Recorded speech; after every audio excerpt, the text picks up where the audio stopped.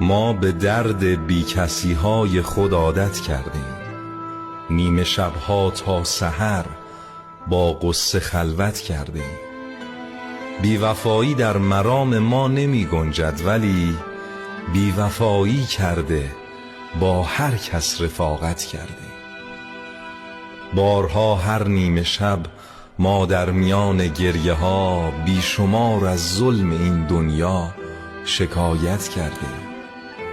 آن که ناحق این دل دیوانه را سوزانده است، واگذارش بر خدا روز قیامت کردیم. دستگیری کرده باشیم هر زمان افتاده را، کعبه را گویی نرفته ما زیارت کردیم.